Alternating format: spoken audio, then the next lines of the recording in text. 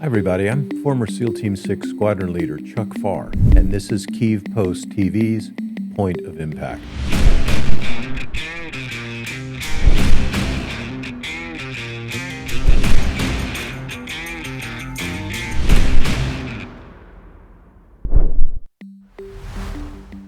Today's clip is taken from a Ukrainian airstrike conducted southwest of Kherson City.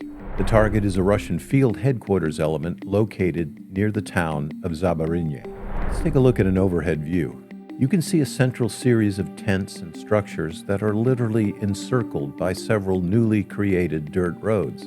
These roads, and a constant number of vehicles visiting this site, have literally drawn a circle around this location. These are indications that the place is a field headquarters, receiving written messages delivered from forward outposts. Think of these roads around the Russian headquarters as a bullseye. The Russians at this location have made themselves into what we call a self-selecting target.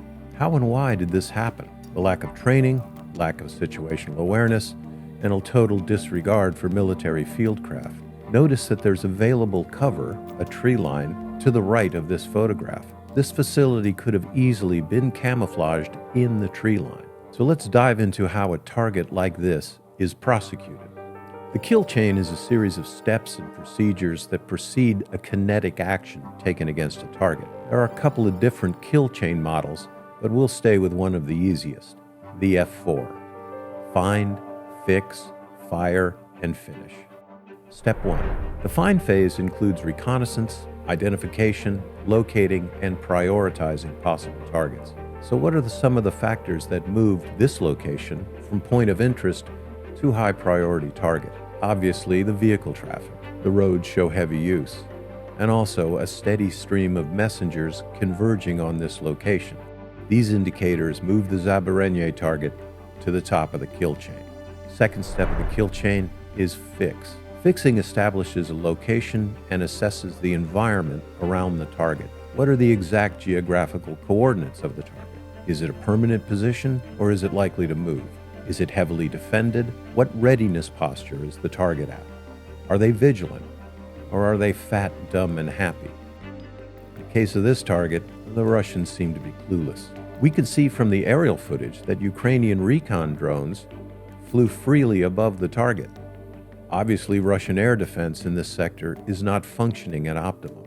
In fact, 24 hours previous to this strike, a Russian Pfarrer air defense system south of Kherson was destroyed by a Ukrainian FPV drone. This pre-strike suppression of enemy air defenses set up the Zabarine target for destruction. Watch business being conducted at the site. The Russians are none the wiser as the lengths of the kill chain tighten around them.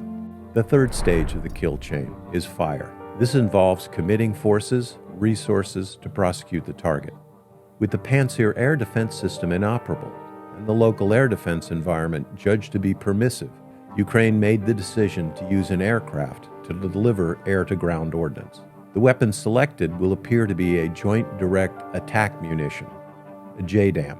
This is a guidance kit that converts unguided bombs to precision strike munitions. Once released, the JDAM flies directly to the coordinates of the target. So let's watch as Ukraine lays down the heat. You could tell by the size of the explosion that this JDAM was likely a 2,000-pound bomb. The petal-shaped dust cloud is typical of impacts in sandy soil. We see the explosion and little or no secondary blast. This confirms that the original assessment of the target as a field headquarters is likely correct. Had it been an ammo or fuel storage point, we would have seen a series of secondary explosions and fires. The last stages of the kill chain are finish and feedback.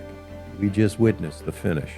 Feedback closes the operational loop with an evaluative step, in this case, battle damage assessment. And here you see the crater left by the detonation. It's already filling with water. As you can see, the Russian headquarters element has been obliterated. I'm going to assess this as a successful strike.